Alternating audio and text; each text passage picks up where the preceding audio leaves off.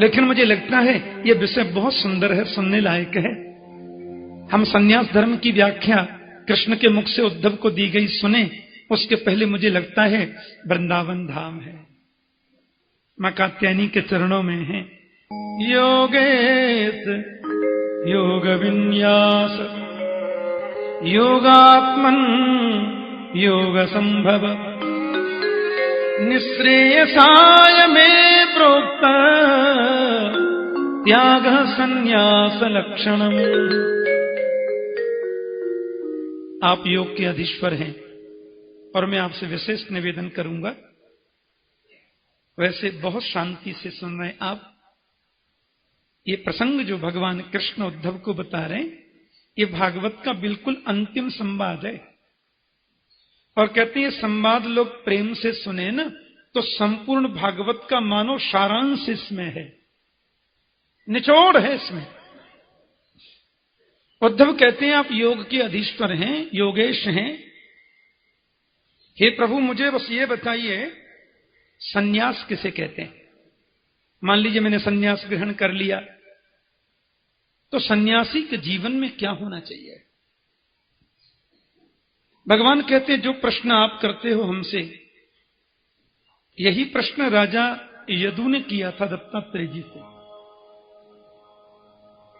बड़े उच्च कोटि के संत भगवान दत्तात्रेय, बड़ी अद्भुत उनकी मनस्थिति। और दत्तात्रेय महाराज जंगल में विराजे। प्यार से बोलो जय श्री, ऊपर विराजिए, प्यार से बोलो जय श्री कृष्ण।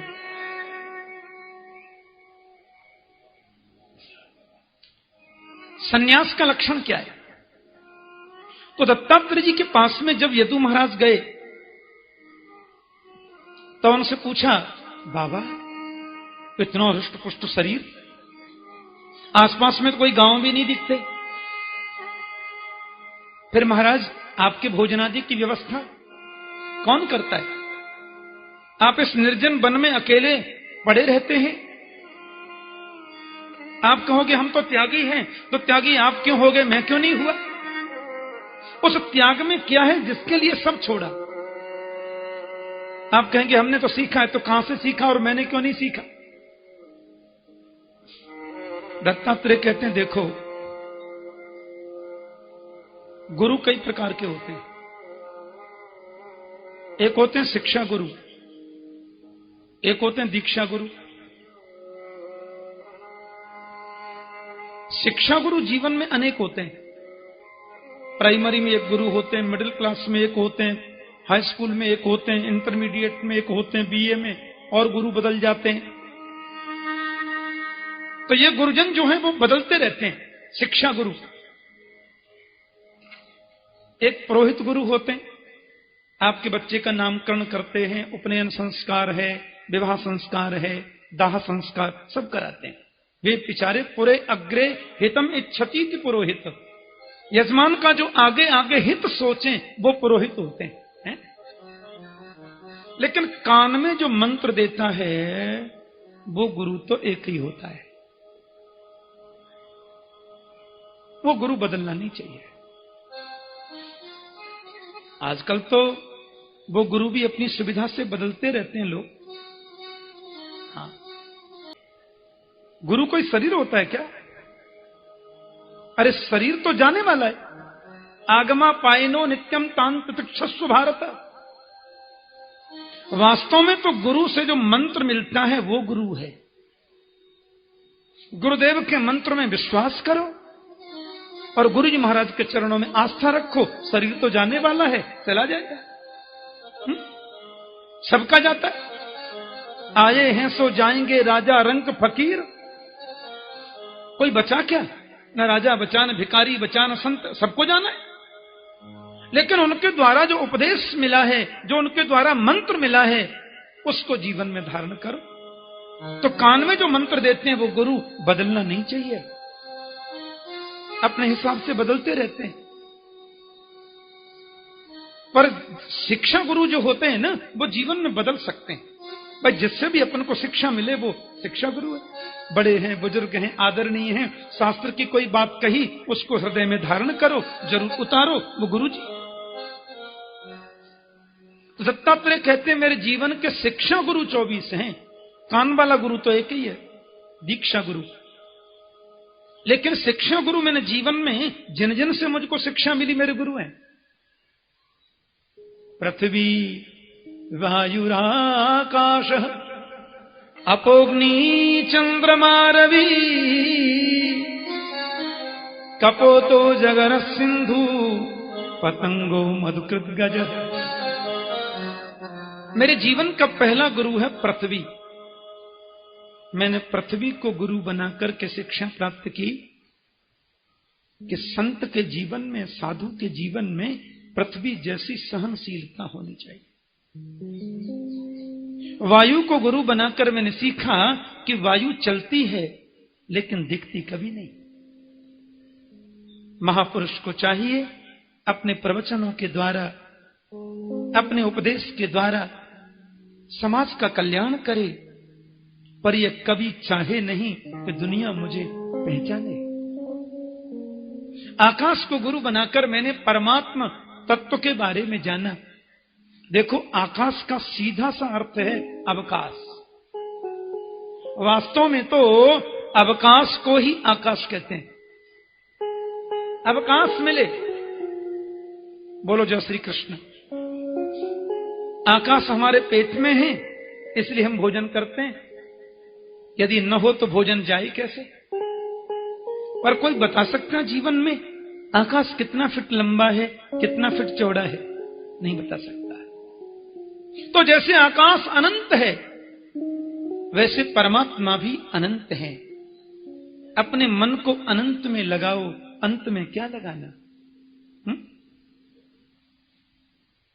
शक्ति, राम, कृष्ण अनंत है, इनमें मन को लगाओ। एक और बात, मैंने जल को भी गुरु बनाया और जल को गुरु बनाकर के शिक्षा प्राप्त की। ऐसी वाणी बोली मन का पाखोए कि औरन को शीतल करही आपहु शीतल होए। वाणी को निर्मल बनाओ, शीतल बनाओ। हमारे भारत में 2 जगह के ब्राह्मण बड़े विद्वान होते थे। उसमें पहला स्थान कश्मीर का रहा है। कश्मीर विप्रों की बड़ी पवित्र भूमि, कश्मीर सरस्वती की जन्मभूमि है। शारदा जो है सरस्वती, उनका जन्म स्थान है कश्मीर। इसलिए विद्वानों का वहां गढ़ माना जाता था कश्मीर। विद्वानों की भूमि रही कश्मीर। वहां एक एकदम नवयुवक कोई विद्वान तैयार हुआ। क्या प्रखर विद्वान, एकदम संस्कृत में बोले, वेद वेदांत का प्रकांड, बिल्कुल नई उम्र, 30-35 वर्ष की अवस्था। और प्राचीन भारत में दिग्विजय होती थी। जैसे युद्ध में दिग्विजय होती है ना, ऐसे शास्त्रार्थ में दिग्विजय करते थे लोग। राजाओं की तरफ से सब व्यवस्था की जाती थी। हजारों लाखों लोग सुन रहे हैं, विद्वान लोग मंच पर बैठे हैं और शास्त्रार्थ चल रहा है, शास्त्रों की चर्चा चल रही है। और जो जीत जाता उसको राजघरानों की ओर से पुरस्कार मिलता, समाज में उसका सम्मान बढ़ता है। ऐसा ही हुआ। उस 30-35 वर्ष के युवा ब्राह्मण ने महाराज पूरा उत्तर भारत जीत लिया। जहां भी जाता अकाट्य प्रमाण देता शास्त्रों के, लोग हार जाते। अब घूमता घूमता वो युवक दिग्विजय करता हुआ बाबा विश्वनाथ की नगरी में आया। काशी भी महाराज विद्वानों का गढ़ है। हाँ, काशी में 3 बार कथा की मैंने। और जिन्होंने आयोजन किया उन्होंने विशेषकर वहां हिंदू विश्वविद्यालय और वहां संस्कृत विद्यापीठ के जितने विप्रबंधु हैं सब आमंत्रित किए। मैं आपको बता नहीं सकता मुझे कितना आनंद मिला वहां कथा कहने में। विद्वानों की भूमि है, आशीर्वाद देने पधारते रोज विप्रगण। अब काशी में विद्वान जब आया, काशी के भी सब विद्वान परास्त कर दिए उसने। एक 85 वर्ष के बूढ़े बाबा, सब विद्वान उनके पास में गए, बोले महाराज काशी की लज्जा आपके हाथ में है। ये बड़ी खुशी की बात है, विद्वान पुरुष है, लेकिन अब काशी सबको हरा रहा है। तो बोले ठीक है, उसको बोलो कल हमसे शास्त्रार्थ होगा। शास्त्रार्थ करने के लाखों लोग एकत्रित हुए। कश्मीर का वो 35 वर्षीय युवा ब्राह्मण और काशी के 85 वर्षीय विद्वान ब्राह्मण दोनों आमने सामने बैठे, लाखों नरनारी सुन रहे। अब हमारा शास्त्रार्थ जल चला, अखट्ट प्रमाण उसने दिए, लेकिन इस वृद्ध ब्राह्मण ने सबका काट कर दिया।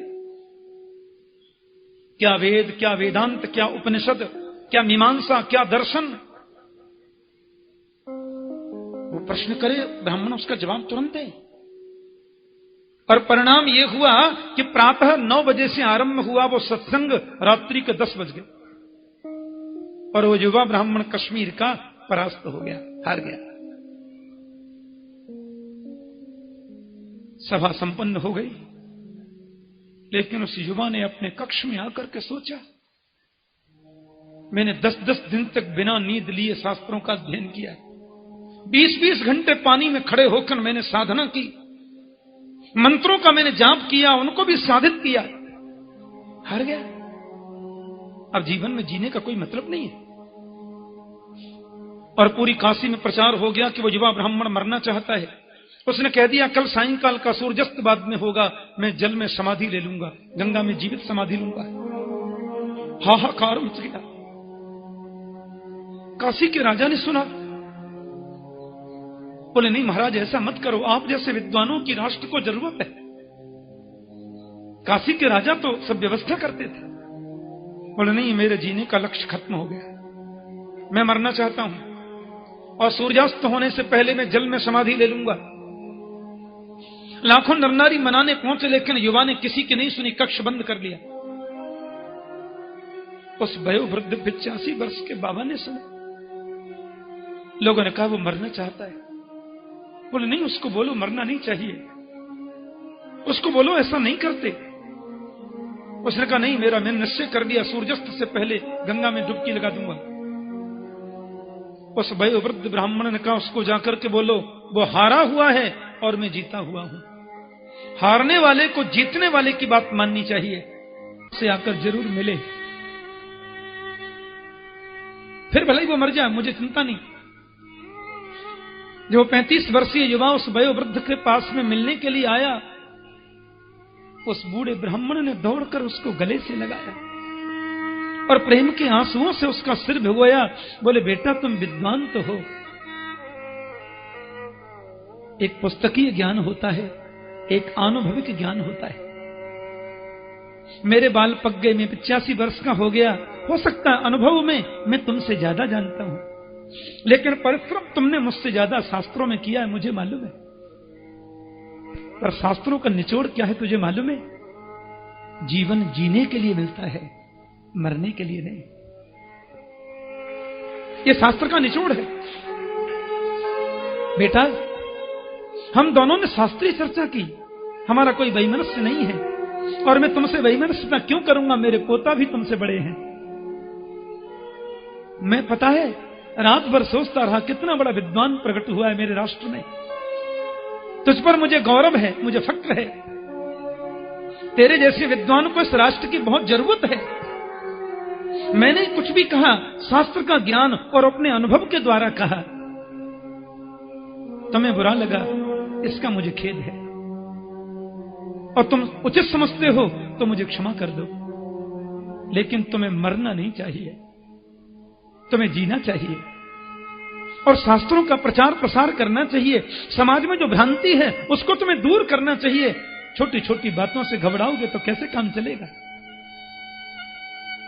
इतना कहकर वो विद्वान वयोवृद्ध वहां से चला गया और घर में जाकर के उस वयोवृद्ध ने अपना दरवाजा बंद किया और सोचा ऐसी विद्वत्ता में लेकर क्या करूं जिसकी वजह से कोई मरने पर उतारू हो जाए। यदि मैं विद्वान न होता, यदि शास्त्रार्थ न करता, तो आज उस युवा के मन में भाव क्यों आता, वो मरने को तैयार क्यों होता। इसलिए आज के बाद मैं जीवन में बोलूंगा नहीं। और उसने लकड़ी लेकर बीच में से लकड़ी को चीर कर अपनी जीभ से लकड़ी को बांध दिया, डोरे से कसकर। आगे चलकर उन्हीं का नाम हो गया काष्ट जिहुआ स्वामी। काष्ट जिहुआ नाम के महात्मा वो बन गए। जीवन में बोला ही नहीं कभी। ऐसी वाणी किस काम की जो किसी को मरने को बाध्य कर दे? अपनी दृष्टि है। ऐसी वाणी बोलिए मन का पाखो, और अन को शीतल करही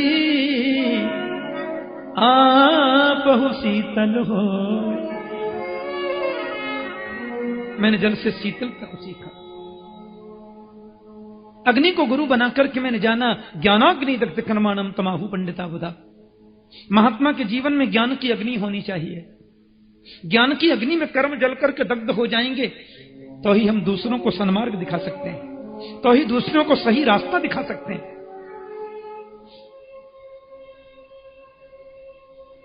मैंने कबूतर को गुरु बनाकर के सीखा कि संत के लिए दुनिया उसकी अपनी है और कोई उसका अपना नहीं है। एक कबूतर था। देखो दत्तात्रेय जी ने जो गुरु बनाए, पंचमहाभूत भी गुरु, पांचों तत्व उनके गुरु, पृथ्वी जल तेज वायु आकाश।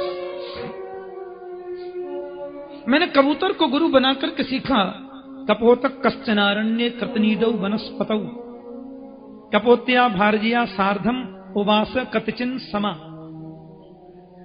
बहुत ध्यान से सुनना। एक कबूतर अपनी पत्नी के साथ में जंगल में रहता था। उसके 4-5 बच्चे थे। एक बार पत्नी को साथ लेकर के वो चुगा लेने दूर चला गया। बच्चे ऊपर रह गए। पीछे से किसी बहेलिया ने आकर के वो अन्न के दाने डाल दिए। कबूतर के बच्चे उन दानों को चुगने के लिए वृक्ष से नीचे आए और जाल में फंस गए। कबूतरनी कहती है, भगवान मेरे बच्चे फंस गए, मैं रहकर क्या करूं? जाल में फंस गए। कबूतर कहते हैं, धर्म पत्नी जी फंस गई, बेटा भी चले गए, तो मैं रह के क्या करूं? लो जी, वो भी जाल में फंस गया। बहेलिया बोला, ऐसे समझदार कबूतर 2-4 रोज मिल जाए। अपने आप फंस रहा है, मुझे क्यों तकलीफ करनी पड़े? मैंने उस कबूतर को गुरुओं की लिस्ट में लिख लिया।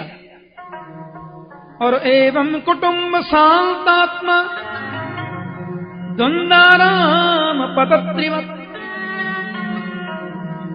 ऐसे कुटुंब के प्रति यदि कबूतर की तरह आसक्ति होगी तो मोह के जाल में फंसेगा, और निश्चित फंसेगा, और बुरा फंसेगा। महात्मा को चाहिए कि सारी दुनिया उसकी है और कोई उसका नहीं है। उदार चरितानाम तु वसुधैव कुटुंबकम। सबको एक दृष्टि से देखना है। मैंने अजगर को गुरु बनाकर सीखा कि जब महात्मा बन गए तो मिल गया तो बढ़िया, न मिला तो और बढ़िया। अजगर की तरह पढ़ा।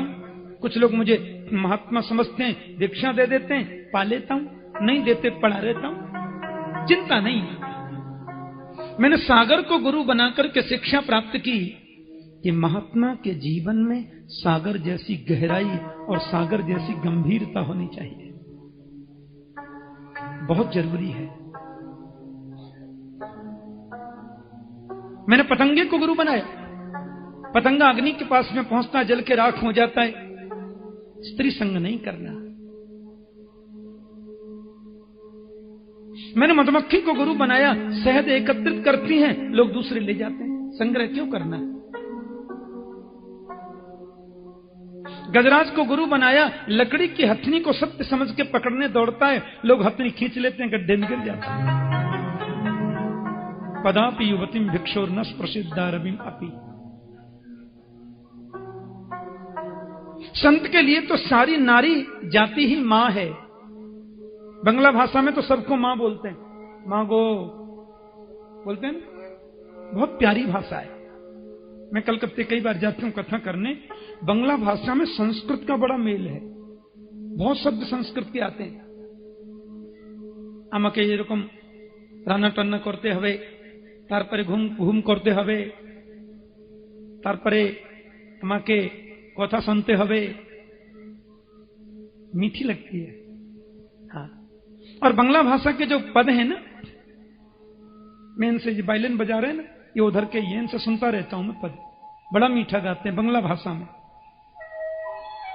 बहुत मिठास है। तो वहां हर नारी को मां बोलते हैं, मातृ। संत की नजर में सब मां है और सब बेटी है। वैसा कोई वैयक्तिक संबंध किसी से नहीं है। मैंने सीखा, मैंने गुरु बनाया भौरे को। अब देखो, भौरा फूल पर बैठता है, उसके रस को चूसता है, गंदगी कभी नहीं लेता है। कभी कथा में जाएं, कभी सत्संग में जाएं, अच्छाई ग्रहण करो। किसी की वैयक्तिक बुराइयों को देखने में अपनी एनर्जी खर्च क्यों करो? मैंने सीखा है। ये भौरा रस चूसता है, गंदगी कभी नहीं लेता, गंदगी नहीं लेता है। एक गुरु बनाया मैंने बच्चे को।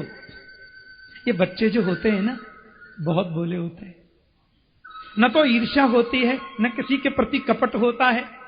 हाँ, न ईर्ष्या है, न कपट है, न किसी के प्रति विशेष द्वेष भाव है।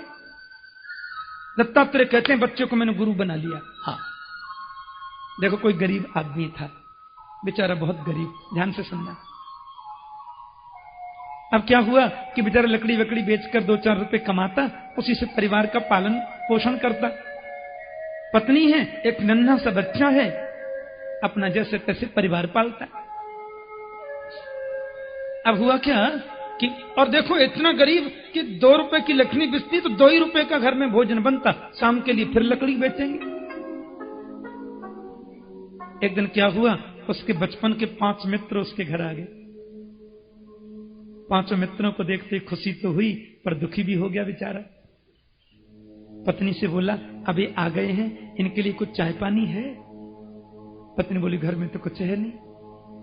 रोटी बना के हम लोगों ने खा ली, एक रोटी मैंने मुन्ना के लिए रख दी है, वो बीच में भूख लगे तो खा लेगा, और तो घर में बिल्कुल कुछ नहीं है। आप फिर लकड़ी बेचने जाएंगे, आटा खरीद के लाएंगे तो फिर रोटी बना दूंगी। उसने कहा, देखो मेरे बचपन के मित्र आए हैं 5, अरे कुछ नहीं तो इनको चाय पानी तो देना चाहिए। पत्नी बोली, तो फिर आप एक काम कर लीजिए। क्या?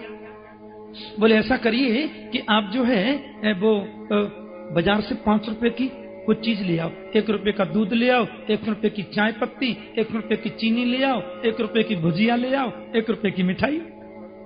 मैं 5 को एक प्लेट में सजा दूंगी, मिठाई और भुजिया को, और दूध चाय पत्नी का, बस चाय पी लेंगे मित्र।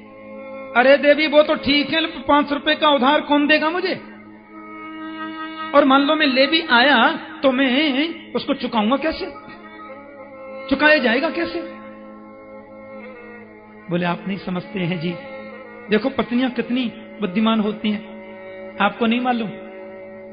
अब आप ये तो सोचो कि जब ये 5 लोग आए हैं हमारे घर नाश्ता करके जाएंगे, तो हमारे मुन्ना के हाथ में कम से कम 5 रुपए तो रखेंगे।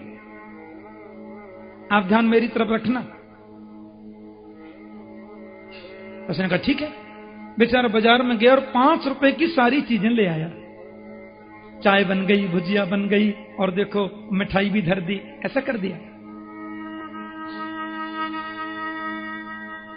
अब वो 5 लोग बोले, भैया देखो गरीबी अमीरी अपनी जगह है, लेकिन तुम हो बहुत ही बुद्धिमान, और बहुत अच्छा लगा तुम्हारे घर आए हम, अच्छा जा रहे हैं। अब वो लोग गए तो बच्चे के हाथ पे 5 रुपए रखना भूल गए। बच्चे के हाथ पे रखना भूल गए। पत्नी बोली, ये तो गए। पति बोले, कोई बात नहीं, जंगल जाता हूं, आज ज्यादा लकड़ी ले आऊंगा और 1-1 रुपया करके 5 दिन में चुका दूंगा। सेठ जी को बोल दूंगा, सब माफ करो। अब जैसे ही वो जाने लगे महाराज, द्वार तक पहुंचे होंगे कि वापस लौट के आ गए। आओ साहब, कैसे पधारे? अजी क्या बताएं, अब आपसे हम क्या कहें। वो बात नहीं है कि वो ऐसा हुआ कि वो बच्चे के लिए हम कुछ मिठाई तो लाए नहीं थे। लाला कहाँ है? तो बच्चे के हाथ पे कुछ रखने लगे। बेटा बोला, मैं नहीं लेता। माँ ने कहा, ले लेने बेटा। बोला, नहीं मैं नहीं लेता। अरे देवी, तुम बोल दो ना, ये बच्चा क्यों नहीं लेता रुपया? ले ले। माँ ने कहा, रहने दीजिए। बोले, नहीं हम कुछ लाए नहीं थे, हम देना चाहते। तो मैया ने कहा बेटियों प्रेम से बाबूजी दे रहे हैं तो ले ले। बोले मैं नहीं लेता। मां बोली क्यों नहीं लेता? क्योंकि तुम तो 5 रुपए की बोल दी थी, ये तो 2 रुपए दे रहे हैं। तुमने कहा था 5 रुपए देखे जाएंगे, बाजार का कर्जा चुक जाएंगे तो 2 ही रुपए देते हैं। 2 में कैसे दूध वाले का, चाय वाले का, सब देना है ना। मां ने दौड़ करके बच्चे को गले से लगाया। इतना निर्मल अंतःकरण, उसको ये भी नहीं मालूम, वो यह भी नहीं जानता कब क्या कहना है। मैंने उस बच्चे को गुरु बनाया, छोटे से नन्हे बालक को,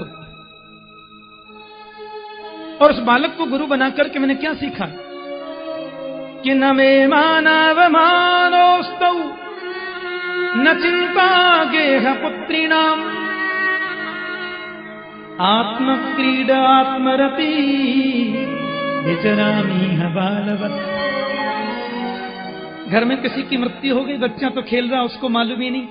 हाँ, वो तो सोच रहा है कहां गए, बोले बज्जी गए, खेलने में मस्त है। आत्मक्रीडा आत्मरति, मैं अपनी आत्मा में क्रीड़ा करता हूं, अपनी आत्मा के साथ मेरी रति है, बस मैं इधर पड़ा रहता हूं। कुछ लोग कहते हैं बहुत पहुंचा हुआ संत है, मुझे माला पहना देते हैं तो मुझे कोई खुशी नहीं होती।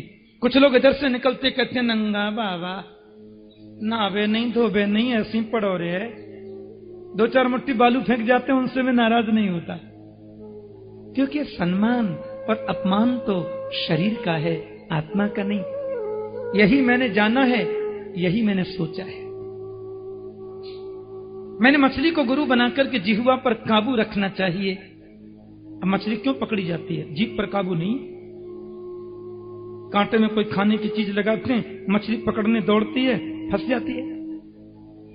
ऐसे ही जितम सर्वम जिते रसे, जिसको इंद्रियों पर विजय प्राप्त करनी है वो जीभ पर विजय प्राप्त करे। जैसा मिल गया रूखा सूखा खा लिया। जीने के लिए खाना, खाने के लिए नहीं जीना, ये प्रयास करना चाहिए। बोलो जय श्री कृष्ण। और भैया मैं दत्तात्रेय जी से यदु ने कहा एक बात बता दो महाराज जी, आप अकेले क्यों रहते? 2-4 शिष्य रख लो पास में। बोले देखो, संत अकेला रहे ना तो भजन में मन लगता है। जिसका मन वश में है वो तो भीड़ में भी रहे तो कोई फर्क नहीं पड़ता। मुझे तो मेरे मन पर विश्वास नहीं है ना, इसलिए मैं अकेला ही रहता हूं। और ये मैंने सीखा कहां से मालूम है? एक कुमारी कन्या को मैंने गुरु बनाया। शादी से पहले बेटी को देखने जाते हैं ना। हाँ, कहां जा रहे हैं साहब? बोल बहू देखने जा रहे हैं हमारे ब्रज में। आजकल तो लोग मेटाडोर में भर के जाते हैं, ऊपर वाले भी जाते हैं, नीचे वाले भी जाते हैं, अड़ोसी पड़ोसी भी जाते हैं। बेचारा बेटी वाला जो सत्कार करता है उनका आपसे क्या बताएं। इतना भगवान का करे तो भगवान मिल जाए, और नखरे का ठिकाना ही नहीं। हाँ, ठंडा गरम चटपटा मीठा, कालीन बेचारा बिछाएगा नहीं है तो किराए पे लाएगा मखमल के गद्दे। 10-20 हजार इनके स्वागत में खर्च कर देगा, और जब जाने लगेंगे तो डरता डरता पूछेगा मेरी बेटी कैसी लगी? हम फोन कर देंगे कैसी लगी, और वहां जाके फोन आ जाता है ठीक नहीं लगी। ये फूहड़पन मेरे राष्ट्र में नहीं था। बायोडेटा बनता है। ये शादी हो रही है कि सौदा हो रहा है? बोलो जय श्री कृष्ण। किसी कन्या को देखने के लिए दादी जी गई, बर भी गया, बहन गई। किसान की बेटी, मां घर पे थी नहीं, और दादी जी को तो इतनी अच्छी लगी वो बहू। हार पहना दिया, गोद में फल रख दिए, 10-10 काफी सौभाग्य की चिन्ह चूड़ियां पहना दी। देखो साजी, आपकी बेटी तो मेरे घर की बहू हो गई, अब मैं इसी बेटी के हाथ का भोजन पाके जाऊंगी। पिता ने कहा बेटी सुंदर भोग बनाओ, हाँ दाल भात बनाओ। अब बेटी ने अंदर देखा तो चावल तो थे नहीं, धान तो पूरे कमरे में भरे थे। तो बेचारी बेटी ने क्या किया, अब किसान की बेटी है, सो धान उसने निकाले, ओखली में डाले, धनकुटा से कूटने लगी। तो दादी सासू जी ने जो चूड़ियां पहनाई थी ना वो खन खन खन खन बजती हैं। मैंने आपसे कहा था ना एक बार, पिता की इज्जत का बेटी जितना ख्याल रखती है ना, उतना कभी कभी बेटा नहीं रख पाता। संसार के जितने संबंध आज तक बने हैं, उसमें सबसे ऊंचा और सबसे निर्मल संबंध कोई है तो बेटी और पिता का संबंध है। बेटी बोली चूड़ी खन खन बजती है, पिताजी की बात नंबर 2 पे आ जाएगी। लोग कहेंगे बड़ा गरीब है, घर में चावल नहीं, धान कूटे जा रहे हैं। पर ये चूड़ी भी कैसे उतारूं? दादी सासू जी ने पहनाई, सौभाग्य का चिन्ह है। उसने 6-6 चूड़ी निकाल दी, 4-4 हाथ में रखी, और जैसे ही कूटने लगी धान तो 4 भी बजती है। कन्या ने 2-2 चूड़ी और निकाल दी, धान कूटने लगी तो 2 चूड़ियां भी बज रही हैं। बोली पूरा तो नहीं उतारूंगी, पूरा उतारूंगी तो फिर गड़बड़ है। 1-1 चूड़ी और निकाल दी, और जैसे ही धान कूटने लगी यदु सो चूड़ी बजना बंद। मैं उधर से निकल रहा था, उस कन्या का पूरा नाटक मैंने खिड़की में से देखा और उसको अपने गुरुओं की लिस्ट में लिख लिया। और मैंने क्या सीखा मालूम है? कि बासे बहूनाम कलहो भवेत् वार्ता द्वयोरपि एक एव चरेत् साधो कुमार्याइव कंकण। एक जगह झुंड में यदि कभी रहें तो विवाद हो सकता है, क्या मालूम? बासे बहुनाम कलहो, मन जिनका बस में उनको तो कोई फर्क ही नहीं पड़ता, भीड़ में रह लो या कहीं भी रहे। और मुझे विश्वास नहीं मन पर तो कहीं कलह न हो जाए। अगर 2-4 एक जगह रहे तो कभी संसार की बातें मुंह से निकल सकती हैं। इसलिए एक एव चरित साधो, रमता जोगी बहता पानी निर्मल होता है। पड़ा रहता हूं अकेला, मिल गया तो अच्छा, न मिला तो डबल अच्छा। ये सुनकर के मन में बहुत आनंद मिला यदु को। भैया बोले महाराज जी एक बात और बता, कभी तो आपको लगता होगा ये चीज मिल जाती तो ठीक रहता, ये मिलता तो ज्यादा अच्छा रहता। बोले देखो, किसी चीज की आशा नहीं करनी। हाँ, आशा तो जीवन में कभी करो ही मत। संत को चाहिए आशा तो गोविंद के मिलन की करे बस। संसार की वस्तुओं की क्या आशा करनी? आशा में बड़ा दुख है यदु। हाँ, और ये बात तो मैंने एक वेश्या को गुरु, क्या बोलते हैं आप गुरुजी, वेश्या को गुरु बनाए? बोले जिससे शिक्षा मिली मेरा गुरु। हाँ, बोले कौन? राजा जनक की नगरी में रहती थी पिंगला नाम की वेश्या। बड़ी अच्छी कथा है भागवत में। पिंगला नाम वेश्यासी विदेह नगरे पुरा। पिंगला बड़ी सुंदर थी, सज धज करके सवेरे बैठ जाती। लोग सोचती मेरे सौंदर्य को लोग देखेंगे, मेरे पास में आएंगे। सवेरे 4 बजे की सज के बैठी, महाराज रात के बज गए 12, कोई नहीं आया। फिर सवेरे जल्दी नहा धोकर बैठी, रात हो गई, कोई नहीं आया। एक दिन उसके मन में बहुत ग्लानि हुई, राम राम राम राम राम, इन हाड़ मांस के पुतले वाले मनुष्यों के लिए 20-20 घंटे चिंतन करती हूं, इनसे मिलन की आस लगाती हूं। अरे जितनी आशा इनसे मिलने की लगाती हूं, उतनी आशा गोविंद से मिलने की लगाई होती तो आज कन्हैया मेरी गोद में खेल रहे होते।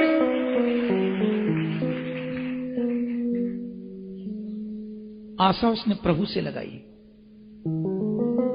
कृष्ण कृष्ण कृष्ण कृष्ण कहले मन मेरे, जन्म कोटि पाप जाए क्षण में कट तेरे। जगत बाबरे के संग बाबरो न भयरे, भगवत चरणार बिंद दृढ़ करके गहरे। बार बार कहत हूं तू सुनत नाही बहरे, कहत गोविंद सदा आनंद में रह रे। मैंने उसको गुरुओं की लिस्ट में लिख लिया बिल्कुल। और क्या सीखा आपने गुरु जी? बासे बहूनाम कलहो, सीखा क्या? आशा ही परमं दुखम, नैरास्यम परमं सुखम, यथा संचिद्य कांतासा सुखम सुस्वाप पिंगला। आशा ही सबसे बड़ा दुख है और निराशा में ही सबसे बड़ा सुख है। क्यों आशा करे? किसकी आशा करे? मिले तो अच्छा, न मिले तो अच्छा। बाण बनाने वाले से मैंने मन की एकाग्रता को सीखा। अच्छा, कई लोगों को क्या होता है, कई लोग सोचते हैं कि एकांत मिले तो भजन करें, ध्यान देना। कई लोग क्या है कि भीड़ भाड़ को भी एकांत बना लेते हैं। एकांत मिले तो ही हम भजन करें, कभी नहीं होगा।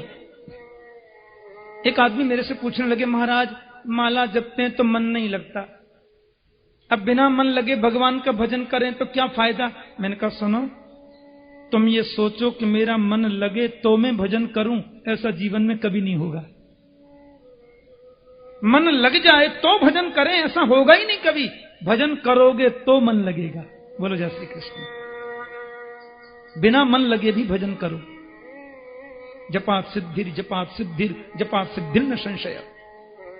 और जब करते करते भजन करते करते एक स्टेज ऐसी आएगी कि तुम्हारे सामने होकर बैंड बाजे निकल जाए, तुम्हें पता नहीं चलेगा। मन यदि एकाग्र है तो। हाँ, जापान में एक बार बहुत बड़ा भूकंप आ गया। स्वामी विवेकानंद महाराज प्रवचन कर रहे थे, उपदेश कर रहे थे। वहां भूकंप बहुत आता रहता, लकड़ी के मकान बनते हैं। अब ये प्रवचन कर रहे थे, अध्यात्म उपदेश चल रहा था, सो बड़बड़ बड़बड़ करके मकान हिलने लगा। सो जितने श्रोता थे सब भाग गए, एक भी श्रोता नहीं बचा। लेकिन स्वामी विवेकानंद आंख बंद करके बैठे रहे। 1-1.5 घंटे बाद जब भूकंप बिल्कुल थम गया, धीरे धीरे धीरे धीरे करके लोग आ गए, तो देखा स्वामी जी आंख बंद करे बैठे। लोगों ने पूछा, बाबा इतनी जोर का भूकंप आया, हम लोग सब छोड़ छोड़ के भाग गए, आप नहीं गए? विवेकानंद जी बोले, मैं भी भागा था, तुम भी भागे, मैं भी भागा। फर्क केवल इतना है, तुम बाहर भागे, मैं अंदर भागा। बोलो जय श्री कृष्ण। मैं अंदर गया, तुम बाहर गए। मन की वृत्तियां जिसकी अंतर्मुखी हो जाती हैं, क्या कोई डिस्टर्ब करेगा उसे? दत्तात्रेय कहते हैं कि बाण बनाने वाला भील अपने बाण को ऐसे कर रहा था, पहनाते ना उसको, अच्छा कर रहा था। और राजा की चतुरंगनी सेना बैंड बाजे से सामने होकर निकल गई। किसी ने आकर के पूछा, गाजे बाजे से राजा की सेना गई, तुमने देखा क्या? नहीं था, मैं तो बाण बना रहा था, मुझे नहीं मालूम कौन गया सामने से। मन यदि कानों के साथ में नहीं है तो मंडप में बैठकर भी आप कथा नहीं सुन सकते, पक्की बात है। मन यदि आंखों के साथ में नहीं है तो आपकी आंखें खुली हैं, आदमी सामने से निकल गया, आपको पता ही नहीं चलता। कई बार ऐसा होता है ना। ठाकुर जी, वो 5:30 बजे कल आप क्या बता रहे थे? मैंने कहा बता रहा था। क्या बता रहे थे? मैंने कहा तुम तो सामने ही बैठे थे, तुम्हें मालूम नहीं क्या बता रहा था? बोल नहीं, मेरा ध्यान कहीं और जगह था।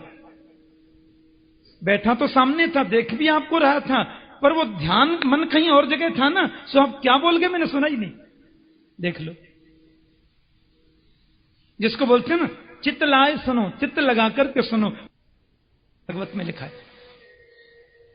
और जिस कीड़े को लाकर वो अपने जाल में फंसाता है, वो कीड़ा टकटकी लगाकर उसको देखता है, डर के मारे देखता है, मैं फंस गया इसके उसमें। और लिखा है कि देखते देखते देखते देखते देखते देखते वो कीड़ा भी भृंगी कीट बन जाता है।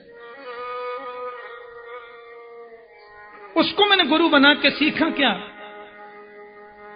लाली मेरे लाल की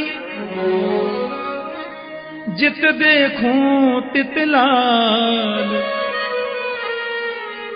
लाल ही देखन में गई मैं हूं है गई लाल। ब्रह्मविद ब्रह्मैव भवति, ब्रह्म को जानने वाला ब्रह्ममय हो जाता है। और अंतिम गुरु है मेरा शरीर, 24वां नंबर। बोले गुरुजी आपने इससे क्या सीखा? बोले भैया शरीर को गुरु बना के मैंने सीखा, 3 बजे गद्दी पर बैठते समय जैसा था वैसा 5:55 पे नहीं है।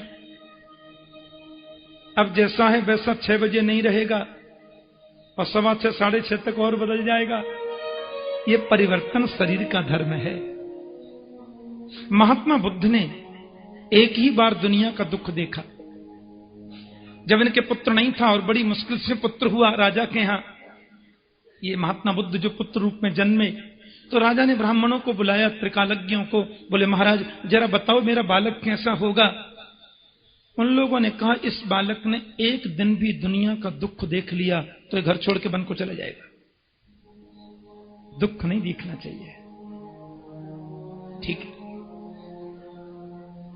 राजा उस बच्चे को छोड़कर कभी गया ही नहीं, कहीं दुख न देख ले। बड़े परकोटा में महल बनवाया, बगीचा, कुएं, बाबरी, विद्यालय, सब उसी में सुविधा।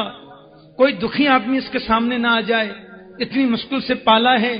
और बच्चे की जल्दी शादी भी कर दी, और शादी कर दी तो महात्मा बुद्ध के घर एक बेटा ने जन्म भी ले लिया।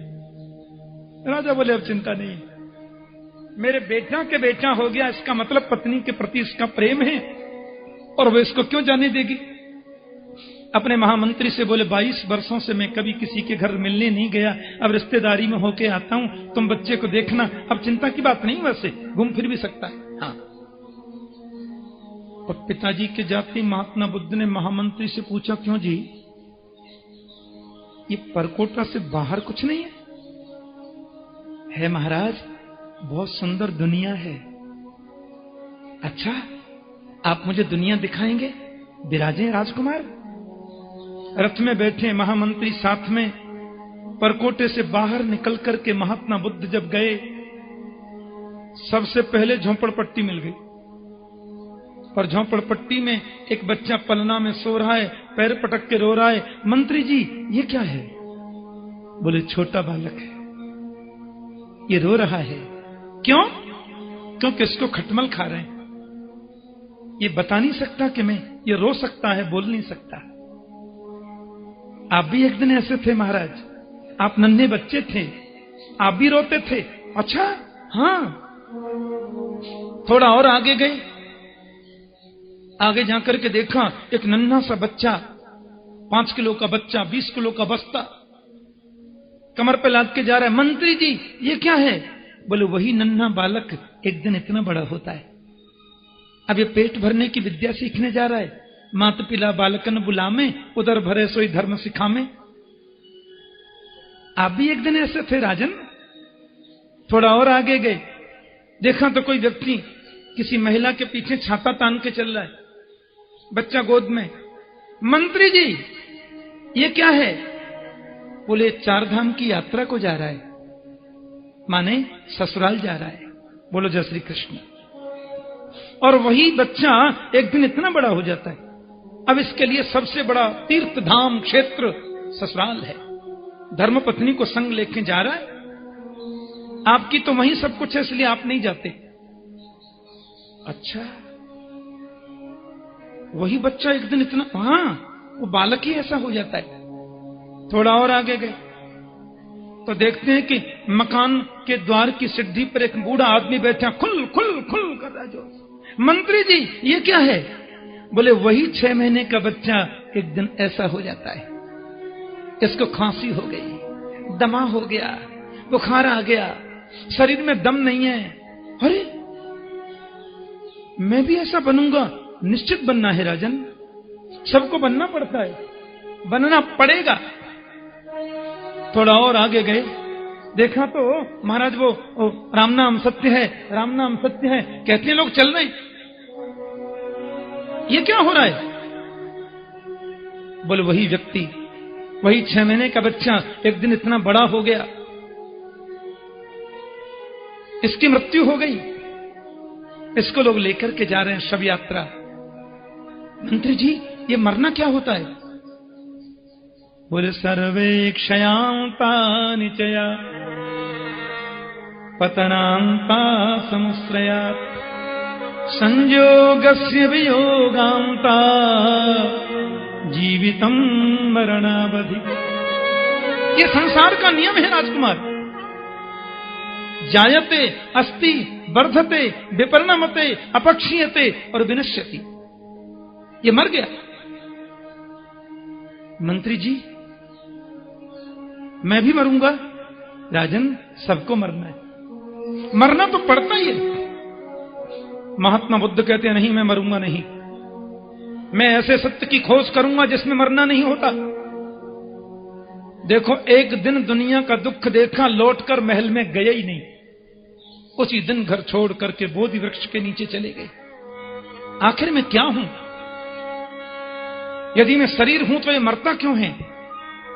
जन्म से पहले मैं था कहां? मरने पर जाता कहां हूं? रात में सो जाते हैं हम तो किधर चले जाते हैं? ये दुनिया का चक्कर जगने के बाद और सोने से पहले ही क्यों है? मैं कौन हूं? महाराज समाधि में बैठ गए और आत्मदर्शन हो गया। मैं नित्य मुक्त सिद्ध मुक्त चिन्मय शाश्वत आत्मा हूं, मैं शरीर नहीं हूं। यह शरीर हमको शिक्षा देता है। शरीर माध्यम खलु धर्म साधनम। शरीर की सुरक्षा रखना, इसको नाश्ता देना, इसको भोजन देना, इसको जूस भी देना, इसको स्वस्थ बना के रखना हमारा धर्म है। लेकिन शरीर ही मैं हूं ऐसा सोचकर इस पर केंद्रित हो जाना बंधन का कारण है। यदु महाराज ने दत्तात्रेय जी को प्रणाम किया और वहां से चले गए। ये 24 गुरुओं से सीखा सन्यास धर्म की व्याख्या। उन्होंने कहा, केशव मुझे इतना बताओ, ये बंधन क्या होता है और मुक्ति क्या है? बोले, मनः एव मनुष्याणाम कारणम बंध मोक्षयो बद्धम तु विषयासक्तम मुक्तम निर्विषयम मन। ये मन ही बंधन का कारण है और मन ही मुक्ति का कारण है।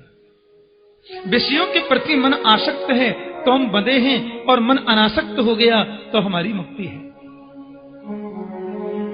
भगवान ने अपनी विभूतियों के बारे में बताया। अपनी सिद्धि, अनिमा, महिमा, लघिमा, प्राप्ति, प्राकाम्य, ईसित्व, वसित्य, दूरश्रवण दर्शन, परकाय प्रवेशन, सारी सिद्धियों के बारे में बताया। और कितने कितने रूपों में मैं कहा। प्रभु कहते हैं, देखो उद्धव, चारों युगों में सतयुग में हूं, ध्यान देना।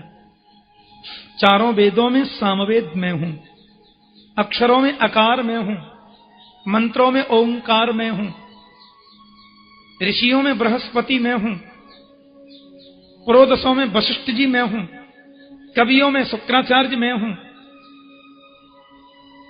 तीर्थों में गंगा मेरा स्वरूप है, तीर्थानाम स्रोतसाम गंगा।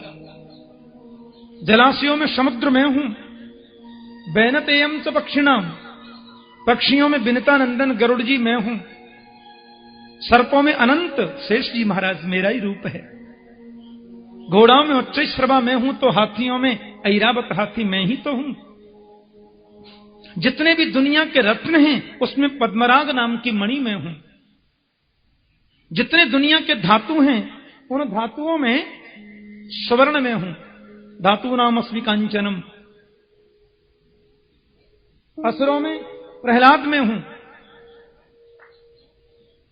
असुरों में प्रहलाद में हूं, प्रेमियों में अर्जुन में हूं, और ज्ञानियों में उद्धव तुम भी तो मैं हूं।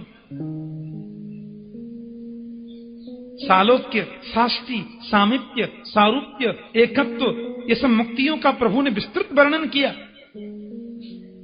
लेकिन तुम्हें एक बात मैं बता दूं, प्रेमी मुझे बहुत प्रिय लगते हैं। भक्त मुझसे कुछ मांगता नहीं है।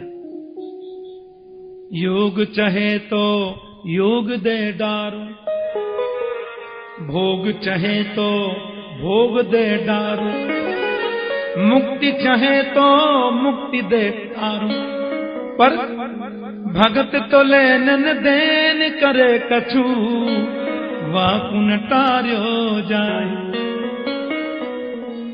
कोई मुझसे योग मांगता है तो देता हूं, योग ले जा भैया, साधना ले जा, मेरा पीछा छोड़। कोई भोग वैभव चाहे, कोई मुक्ति चाहे तो देता हूं, पर भक्त तो मुझसे कुछ नहीं चाहता। भागवत में गोविंद कह रहे हैं उद्धव से, सालोक्य, साष्टी, सामिप्य, सारूप्यैकत्वमप्युत दीयमानम न गृह्णन्ति।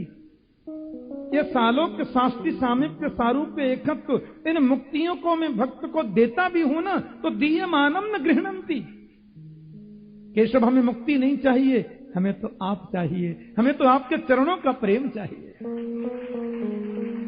आहा, मुक्ति निरादर भक्ति लुभाने, मुक्ति का निरादर करेंगे, भक्ति को चाहेंगे, गोविंद को चाहेंगे।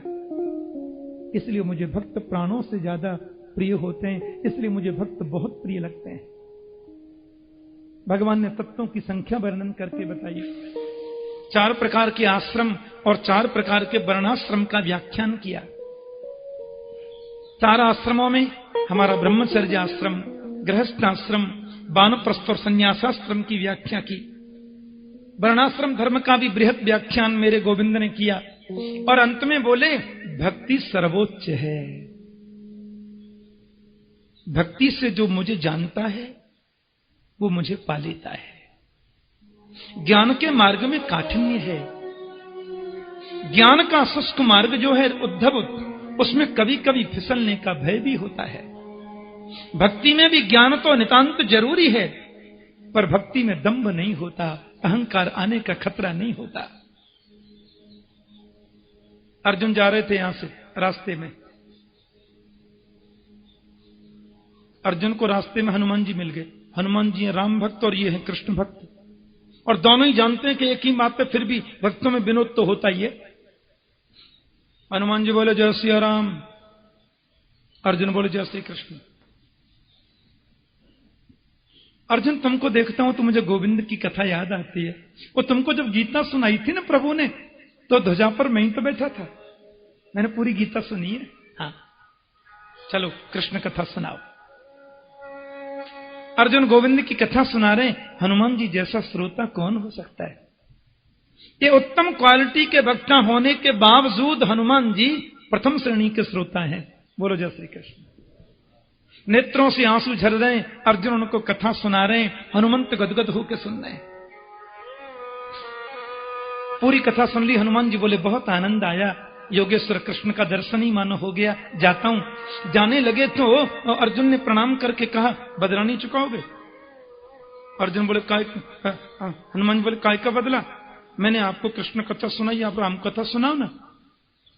हनुमान जी को तो और भाव जग गया। अर्जुन हाथ जोड़कर बैठ गए। हनुमान जी राम कथा सुना रहे हैं। भगवान के अवतार का प्रसंग सुनाया। गुरुकुल में पढ़े, विश्वामित्र जी ले गए, गोविंद का विवाह हो गया। देखो अर्जुन, माता कैकेयी ने वनवास मांग लिया, लेकिन राम जी पर कोई असर ही नहीं। राम लक्ष्मण माता श्री जानकी वे 14 वर्ष को वन में चले गए। भरतलाल जी चरण पादुका ले आए, पंचवटी पर पधारे। ऐसा ऐसा उपदेश हुआ लक्ष्मण जी को। जानते हो शूर्पणखा आ गई, नाक कान काट दिए लखन भैया ने। उसके बाद रावण आया, माता जी का हरण कर लिया। शबरी को उपदेश दे करके राम लक्ष्मण आ गए थे। फिर राम जी को मैं मिला। फिर मैंने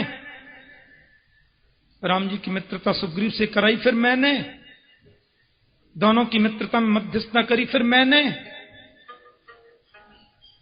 राम जी के चरणों में प्रणाम करके आज्ञा मांगी। फिर मैंने अर्जुन बोली अब राम कथा कम हो गई। फिर मैंने लंका में जाके आग लगाई, अक्षय कुमार का उद्धार कर दिया। पूंछ में आग लगाई थी तो लंका ही जल गई।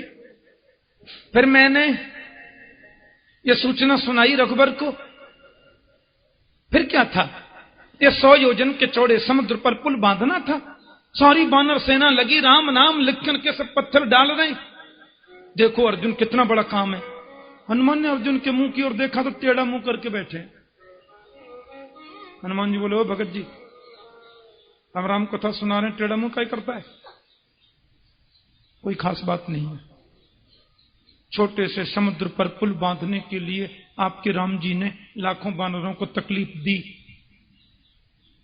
हनुमान जी बोले तुम होते तो क्या करते? अरे तुम होते तुमको भी ऐसे ही करना पड़ता। इतना चौड़ा पुल बनाना कोई मजाक है क्या? बोले महाराज अहम वा अर्जुनो नाम गांडीवम यस्य वै धनु